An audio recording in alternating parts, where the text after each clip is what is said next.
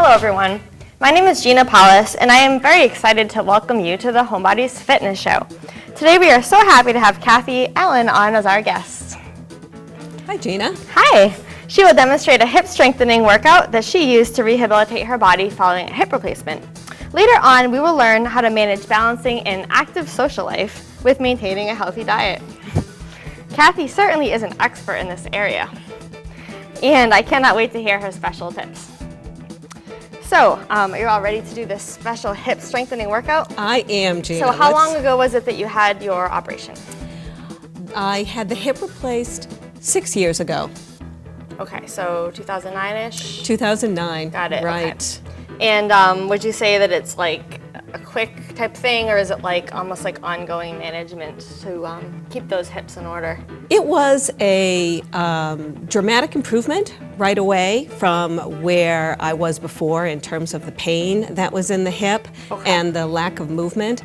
But I do find that it is, and certainly working out with you before I had the operation helped quite a bit with the recovery, but I do find I need to continue to keep it strong and to be aware of those muscles. So it's one of those kind of lifetime projects. It is. It is an ongoing adventure to keep these legs strong. Okay, so what we're going to do today is do some exercises that specialize in the lower body, but also some other ones that address the full body in the way that they're going to help with your hips. So it's kind of like a specific approach, but also incorporating the entire body into the workout too. So the first one we're going to do is a special sort of twist, which I'm sure Kathy will agree is my specialty, doing little twists on standard exercises. We're gonna do a glute extension with the feet on the roller. The roller is going to offer a little bit of instability to this move. So something that's pretty easy without the roller is gonna become much more difficult once you put your feet on the roller. So we're gonna push up there and try to get that full extension of the hip. So a lot of people you'll see they'll only stop about here, but you really do want to try to get as far as here if possible. Now, it's okay to do it at the lower height, but you want to eventually work up to that full range of motion. So let's see Kathy's hip extension. Let's give it a try. So your arch of your foot is what goes on the roller. A lot of people will set it up with the heel or the toes. You want the arch of the foot right there. How's that for knee bend? That looks great. Yeah, just 90 degrees or slightly smaller is good for that. Go ahead and do about 10 of those, Kathy. So I'll also be telling you guys, not only for the hip strengthening, but also, let's be honest, everybody is vain and wants to look good, right? So we're gonna tell you what this will do for your body, appearance-wise too. This is gonna really work the back of those thighs. And I think Kathy has a vacation planned in Hawaii any day now. She's gonna be leaving, so that's a very important spot to target, I would say. Absolutely. A couple more is good. And she's doing great. She's getting that full elevation. I'll tell you, the first day we did this, it looked nothing like what you see here. Kathy's worked with me for 10 years now. You can actually stay right there. The wheel. Actually, you know what? I'm gonna have you stand. I'm gonna make you get up and down. A little extra caloric burn. For me, I'll take it. Yeah, so we're gonna do the side step next. Now this is for the outside of the hips. You can do it with a band around your knees, or you can do it just without that. So we're gonna show the first step here is basically just squatting, trying to keep the knees over the toes and side stepping, and then back.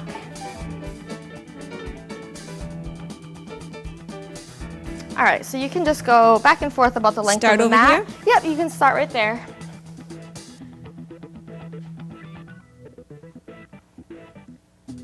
The only thing, Kathy, on this, I want you to always keep space between your feet. Okay. So the feet should never get close together. A little wider apart. It's really like a shuffle more than a step. Step is sort of not quite exactly what it is. We do teach dance moves during training. We'll save the shuffling for the end. That's good. Come back this way. Good, much better. So definitely you don't want those feet to ever close up and touch each other. Nice work. A couple more. Very good. How's that? That looks great.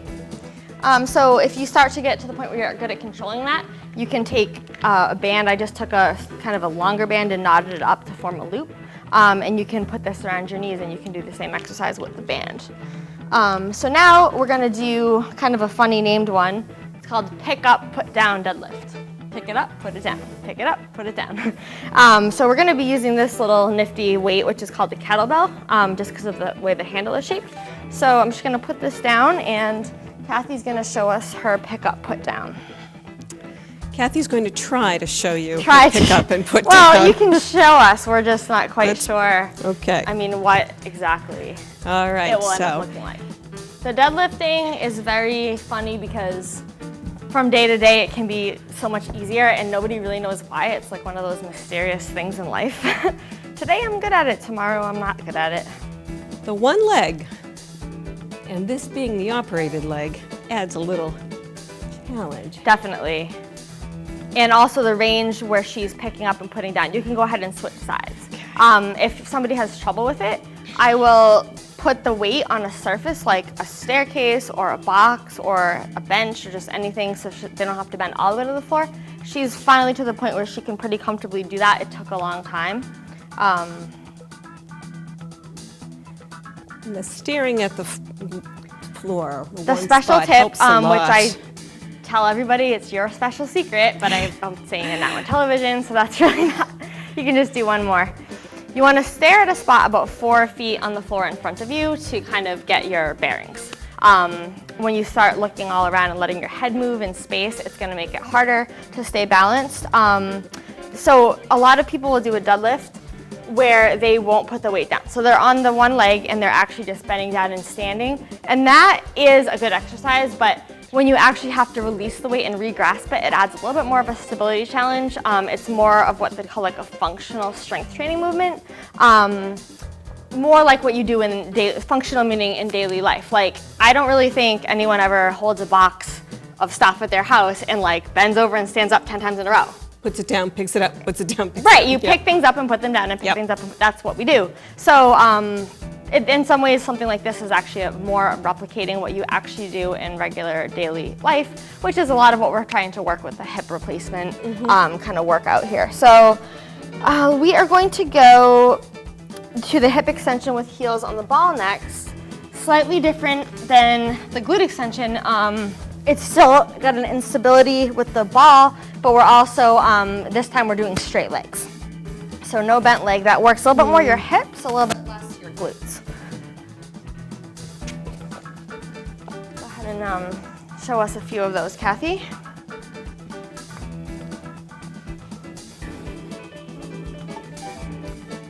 So this one is a little bit more of a glute workout, not quite so much the hamstring or the back of the thigh. But I think we'll take anything that we can get when there's a Hawaii trip store. Yeah. And then just try to keep your toes, Kathy, touching when you do the glute extension. Good. I don't know, you're doing really well today. I feel like we should film you every single time you work out. I don't know. She's definitely a performance kind of, she brings it to the film list, should we say. So I'm not this good when we Not regularly quite as meet, good. huh? No, I mean, I guess, you know. The truth is out. You saved your special efforts for my show. I appreciate that. Last one. Good job. That was great. Okay, so we can actually keep you down on the floor. Okay. I'm just going to have you move right into the modified side plank with that bottom leg bent. And this one is just a hold. So she's going to just stay with the side plank. And I'm going to have her hold it for, I don't know, a few hours. You didn't like that, did you? I'm listening. All right, she's trying to keep her poker face on. Very good. And not tip. So you can see with this one, the bottom leg is bent, and that is why I call it modified side plank. Regular side plank would have 2 straight legs. What I noticed with Kathy, you can go ahead and switch sides. She didn't have the best form when she did the 2 legs straight, and because of that, I felt that doing the modified one would make more sense. Well, this is looking pretty good. I think it might be time to upgrade you next time we work out to the full plank. It's a lesson. Yeah. You don't want to let your trainer know how strong you actually are, because she will never forget it. Well, after 10 years working with you, Gina, I know you will always find the next level for me. I was wondering if that 10-year thing is like a badge of pride or a badge of shame. Definitely pride. Okay, good. All right, that was great, Kathy. Looks really good. Okay, so we're going to do, I'll show the next one partially just because this is one of those kind of dicier ones form-wise, so I have to include a few of those for everybody. So we're gonna do opposite arm and leg plank. Oh, yeah.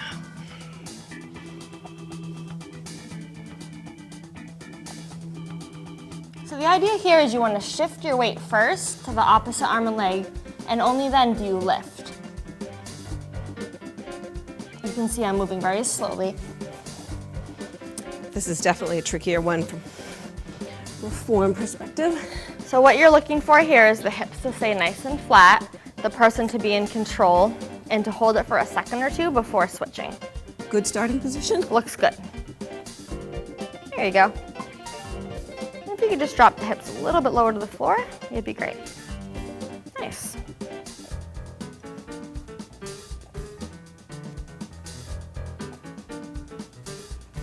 Okay, one more on each side. So this one is really good for your entire core. The stronger your core is, the less pressure your hips have to take. And this is kind of a funny example of exercise amnesia because last week I said, oh, so we're gonna be doing this plank. She's like, I don't ever remember doing that. I'm like, oh, interesting, because we've done it before. But it's like one of those things you kind of block out in your life. It's like you have to block it out, otherwise you would never do it again. That's right. So that's how you get through the exercises. You basically just have psychotic breaks. Seems new and exciting all the yeah, time. exactly. It never feels boring. So we're gonna go to one next. It's really, really good for your posture. Now you're kind of thinking, why is she holding weights in her arms? This is supposed to be a hip workout. Well, the better your posture is, the less pressure your hips have to take when you walk and just move around. So we're gonna make sure that we address a few of those. So this is a rear shoulder raise. You just get to rest your stomach right on your legs, which is kind of cool, because there's not many that I get that have any resting at all in there. Right. So you can just sit on a bench, on a table in this case, a chair. Just go ahead and lie your body right down. Now I did have the weights behind my legs, Kathy, so can you do that too? Like in back, yeah. And you can move your feet out a little bit more in front. Good. Have you done it like that before? Behind? Yeah. I feel like I haven't gone behind. I don't really, I think that one slipped by me. I think I let you do it wrong all this time. Shame on me. Personalizing. I know. Nice. Now see this little kind of hump here? Yeah. That's really not good. So we Okay. want to try to Flatten flatten it out a that. bit? Yeah, that's Okay. better. Nice. And a couple more. Very good. So Kathy spends a lot of time quilting. I do. It's one of her new hobbies, or not so new anymore, I guess. But anytime you're doing that fine work, Yeah. I mean, the posture is key, would you say? It really makes a difference because I spend, with my new hobby, a lot of times kind of like bent over with my projects. And so building that strength of the awareness in my back is really helpful. Yeah, and then I ended up being the beneficiary of a beautiful quilt. There you go. It all works out. So it's like this Yeah. circular sort of symbiotic kind of exchange that we Yeah, have going. It does. All right, and then the last one that we're going to do is another posture one. So it's funny, you think you know somebody, you've known them for a long time, and you discover that they have a hidden talent. She has the best scapula wall slide I've ever seen in my entire life, and I've been doing this a while. Wow. Yeah, it's that good. So that's why I was determined to show it. Now, it's called scapula wall slide. I'm not really seeing a wall. You have a problem. So what we're going to do is we're going to play imaginary wall, and we're just going to pretend we have a wall even though we don't. And that's what we're going to do. Okay. All right, so you're going to put this right up at your forearms, and your wall is right here. Does everybody face this see way? the wall? Okay. Okay, the wall's All here. right. So you're what you're doing first is you're pulling the arms apart, sliding up the wall, sliding down the wall, and then resetting, just a small movement. So pull, slide, and it's really working all right in here. You can't really see from the viewer's standpoint what's happening, but she can feel it, I'm sure. I can tell you, absolutely, I can feel it The right key there. here is Yep. to get these hands right in line with the forearms and not let them wing out. That's the biggest mistake that you see. You gotta keep your stomach tight. Let's just do a couple more of those. Pretend wall. Yep. Awesome. you go. That was great. Yeah. Yeah, and that does really hit that zone right there Absolutely. across the back, which So needs attention. part of what we need to do with the hips is strengthen them, obviously, but you also want to avoid excessive tightness. So we're going to work a little bit on loosening things up. So the first one is going to be a standing hip stretch. So Kathy, you can just stand right next to me and I'll do it with you. So what we want to do is cross one foot over the other and then stick the hip out to the side. Now we usually do this one next to a wall too. So I'm just gonna stand next to her just in case she decides that she needs a little help, but I don't think she will. So you basically want to stand like you're kind of ticked off, that hip jutting out to the side. Right. That's the right form. It feels kind of silly, but that's how you do the stretch. Because the wall would be here. Exactly. Yeah. And go ahead and do the other side. So whatever side you've crossed over, you go away from that side. Nice. And that gets all up and down the side of the thigh. It's also good for walkers. Walking actually is kind of difficult on the hips. It will get them to be tightened up a little bit. So this is a great one to do after you've gone for a walk. You can do it anywhere, so that comes in handy. Sometimes I do it when I'm standing in line to pay for my groceries, and people kind of do stare at me, but hey, I mean, you got to multitask, right? Yeah. Actually, this one does feel like a nice stretch on the hips. Yeah. Yeah. All right, that was great. You can come out of that one. So now we're going to do the knee to chest stretch. This one is really wonderful for the hips too. So you want to interlace your fingers, pull that knee down, and you just hold it. That's Okay. it. So go ahead and show us that one.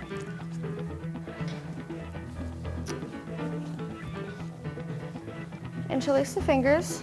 Yep, and just pull. Good. You want to try to let your shoulders relax towards the floor. So this is actually a really, could you hunch those up again for us and just show? This is what a lot of people do. Now this is like a perfect example of why the hips and the posture is related. Let those shoulders settle down. Doesn't it feel like you can pull a little bit further? So they're connected there. And it's something that seems to be like instinct that people like to do that hunch up thing. Yeah. You feel like you're gonna get more. You're grabbing more, yeah. Go ahead and switch sides. But once you're aware of it, it's usually not too difficult to stop that. See, I just started doing it again. Yeah, exactly. It's like I said, it's like one of those instinct things.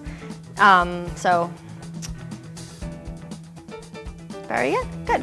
All right, so we are going to do a little bit of loosening next. So I'm just going to give you this tennis ball, and I'm going to have her sit up. So she's going to kind of sit on that and let her glutes be kind of rolled out with the tennis ball. So you just want to, there's really no like special scientific way to do it other than you just sit on the tennis ball and you move around. And you feel a tender spot that feels like ow, and you stay right on that spot. Yes. We want to try to go for the pain here. We want to seek it out. And if it really hurts, I must be doing it right. If it hurts, you're doing it right. Yeah. Yep. And you can even just let it rest if you find one of those spots. And if you don't, you can go ahead and switch to the other side. But yeah, so you're basically just using the tennis ball to kind of work out. It's kind of like a hack job massage, if you will. Very focused massage feeling. Yeah. But I mean, it's not like a fine, it's not an educated sort of pressure. Like you're just kind of just hunting around in there. It's not to say that it replaces a massage, but it's better than nothing, and you can do it right at the house. Yep. The tennis ball is a good little size. Some people that are really masochistic like to use a lacrosse ball, or even a baseball or a softball. But the tennis ball, I think, is a good kind of intro version. So, awesome. Here we go. All right, so you can just hop off that tennis ball. There you go. Thank you. Okay, guys, so it's time for the Twitter question that we got this month. Today's Twitter question is, I'm trying to lose weight, but I am constantly entertaining others. How can I manage to socialize and still lose weight? Now, I'm not really a good person to ask about this because between all the things that I'm doing, I basically have no life and I don't socialize that much. So I feel like it's hard for me sometimes to tell people that do a lot of socializing and social things. Kathy's retired now, even though she's probably just as busy as she was when she worked. Different things. But yeah, it's different things. It's all good stuff. Yeah. So let's start with, say when you do holiday stuff. Do you feel like you kind of give yourself the day off, or do you still remain somewhat mindful with your food? I certainly don't, I do stay mindful, but I'm definitely going to have, the dip and a cookie and some of the special holiday treats. Okay. But it is a matter of finding balance, trying to put some healthy things in the menu, but still, preserve the fun things that make those holidays traditions. Right. So I remember there was I had a cookout one time, and she shows up with this like Weight Watchers cake. And I'm just like, okay, I mean, I'm a trainer. She brought the Weight Watchers. Like, that was thoughtful. Is that something that you tend to do? Did I ruin the party? I mean, I feel like people still had a good time. Even with the way. I do. I tend to, when I'm invited to things, I bring healthier choices. Right. Of course, there was a lot of pressure going to the trainer's house for an event to Right, bring right. something that was healthy. Like, nobody's drinking, everyone's eating salad. I'm Yeah. like, guys, come on. But no, I do, and I find that actually guests appreciate that, who come to my house and bring things. They know the menus. Everyone's trying to eat a little healthier, so it's not that difficult to find slightly healthier options of our favorite foods. Right, exactly. I think that's very thoughtful of you, and it's a nice way to have like a middle ground. Yeah. Like, yeah, you want to have dessert, you want to have some cool things that you don't get to have every day, but at the same time, like, completely blowing it, and like, that's no fun either, because you just don't feel good the next day. I don't regrets. So, what about the lake house scene? How does that work? Yeah, that's even a little trickier because, there's a certain social environment there that involves, appetizers and adult beverages, and we have a lot of guests, particularly during the summer. Yeah. So the same rules apply there. Okay. We introduce some healthy food, people bring healthier food, and quite frankly, up at the lake, everyone's just very active. We burn calories before we eat them. Nice. Yeah. So you kind of start your day off with some sort of outdoorsy. Hiking or walking or swimming or kayaking or something. Okay, So- and then as far as your vacation goes, because like my vacations usually involve like no exercise at all, Yeah. because I exercise so much all the time right. that I just have to like Yeah. not do anything, because otherwise my body will like fall apart Yeah. even more than it already is. But she was telling me that you sort of plan like, okay, so we're gonna get up and like do a hike or something almost every day? Every day. Every single day? We pick our Awesome. trips so that in the mornings we have a good breakfast, we burn calories, we have half a day of doing something active, and then we play the rest of the day. Awesome. Seems So, like a fun thing, fun balance. So when I first started working with you, I feel like you didn't really have a plan for like your body. Like your body wasn't really a priority for you, and your health quite as much. But I feel like over the last 10 years, you've really figured that out. Yeah. And it's just really great, because I like when I can kind of help somebody, but at the same time they create their own version of it. Yeah. Well, I like that. I think, again, Gina, you gave me a lot of hope. I mean, when we first started working 10 years ago, my pain in my hip was so bad. I thought, well, this is it. I'm not going to be able to exercise the rest of my life. Yeah. And you showed me that just a little bit at a time. Wasn't going to be overnight transformational, but was going to give me the confidence and the strength to do it. So Exactly. Made a big difference. And I feel like there's got to be some people out there that were in your exact predicament at sure. that point. Yep. And they chose to just let their self go, and they basically gave up exercise. They probably live on pain medicine. Yep. I They don't get to understand that. do Yeah. anything, and it's really sad. Yeah. But at the same time, like somebody like you who's decided, I'm gonna figure this out, I'm gonna make it work, it's very inspirational. Yeah. So you inspired me too, because I hope I never have to deal with that, but if I do, I mean, I feel like there's just no excuse, and you basically create your own situation for yourself, how you, it's not that none of us have problems, but we choose whether or not we want to have a positive attitude and a can-do attitude, or we just give up. Yeah. I have a can-do attitude that I can lose those remaining pounds. Awesome. Someday I will. All right, well, maybe we'll have you back on in the future, and we can all see There we go. that's happened. Thank you, everybody, for watching. We'll see you next time.